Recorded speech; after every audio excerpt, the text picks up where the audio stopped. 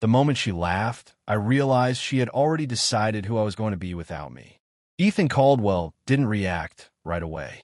He just stood there in the middle of a crowded rooftop in downtown Chicago, watching the countdown flash across a massive digital screen. 10, 9, 8. Her voice cut through the noise again. New year, new standards, Ethan. 7, 6. I can't keep dragging you into mine. 5, 4. Her name was Vanessa Holloway. 3, 2. And the way she smiled wasn't cruel. It was worse. It was certain. 1. The fireworks exploded, and everyone cheered. Ethan didn't. He just nodded once, as if she had told him something he had always known but never wanted to hear out loud. Vanessa leaned closer, almost like she was about to kiss him. Instead, she whispered, "You'll understand someday." Then she stepped back, and just like that, she was already turning away before the echo of the countdown had even faded. Ethan stayed where he was, not because he didn't know what to do, but because for the first time, doing nothing felt more honest than pretending to fight for something that had already ended in her mind. He had met Vanessa 2 years earlier in Scottsdale. She was everything people admired without questioning. Composed, ambitious, connected. She came from a family that didn't talk about money, but lived like it had always been there. Ethan didn't come from that world. He built things slowly, carefully. He had a degree, a stable job, and a small but growing consulting business that he ran after hours. It wasn't glamorous, but it was real. Vanessa had never said she had a problem with that. Not directly. Instead, she said things like, "You have potential," or "You just need to think bigger." Or sometimes, when she thought he wasn't paying attention, "You're almost there." Almost. That word followed him more than he realized. Almost successful. Almost impressive. Almost enough. And Ethan had believed her. Not because she forced him to, but because part of him already feared it might be true. Their relationship wasn't dramatic. It was structured. Planned dinners. Strategic social events. Carefully curated conversations. Vanessa didn't just date. She positioned. And Ethan slowly became part of that positioning. At first, he thought he was growing. Then he realized he was adjusting. Then eventually, he noticed he was shrinking. But by the time he noticed, it already felt normal. That was the part that bothered him the most. Not her expectations, but how easily he had adapted to them. The New Year's Eve party had been her event. Her friends. Her circle. People with names like Carter Whitfield and Sloan Harrington. People who spoke about investments the way others spoke about weather. Ethan wasn't invisible there, but he wasn't central either. He was adjacent, acknowledged but not absorbed. And Vanessa knew it. She always knew it. That night, she had introduced him to a man named Reed Calloway. Reed was everything Ethan wasn't. Confident without effort. Successful without explanation. Connected without trying.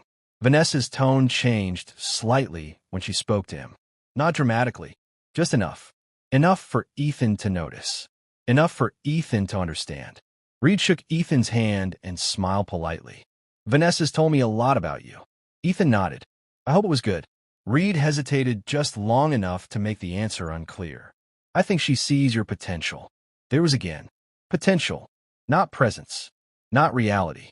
Just possibility. Before we go further, pause for a second. If you were Ethan in that moment, hearing that word repeated in front of someone like Reed, would you have said something? Or would you have let it pass the way he did? Étant chose silence.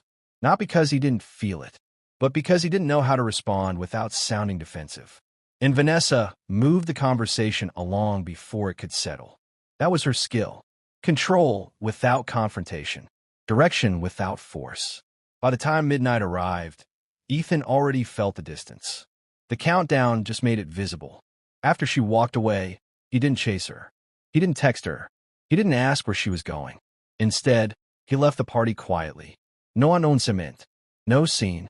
Just a simple exit. Outside, the cold air felt sharper than usual. Not because of the weather, but because for the first time in a long time, Ethan wasn't trying to match someone else's expectations. He got into his car and sat there for a few minutes. Not thinking, not planning, just existing. That was new. Over the next few days, Vanessa didn't reach out. Neither did Ethan. It wasn't a game. It was an absence. And that absence started revealing things Ethan hadn't allowed himself to notice. His schedule felt different, lighter, quieter. He realized how much of his time had been structured around her. Her plans, her expectations, her standards. Without them, there was space. And space can be uncomfortable when you're not used to it. But it can also be honest. Ethan started focusing more on his consulting work. Not to prove anything, just because it was his. He took on projects he had previously declined because they didn't fit the image. He worked with clients who valued results more than perception. And slowly, something shifted, not dramatically, but steadily. His confidence stopped being dependent on external validation. It became internal. That didn't make him suddenly successful, but it made him stable. And stability has its own kind of power. About 3 months later, Ethan received an invitation. It was for Vanessa, a charity gala in Greenwich. Formal, exclusive, predictable. He almost ignored it, but something about it made him pause. Not curiosity, not hope, just closure. He decided to go, not to impress, not to prove, just to see. When Ethan arrived, nothing had changed. The same atmosphere, the same people, the same carefully constructed conversations. And Vanessa was there, exactly as he remembered. Composed, controlled, confident. She noticed him almost immediately. And for the first time, her expression shifted. Not dramatically, just slightly.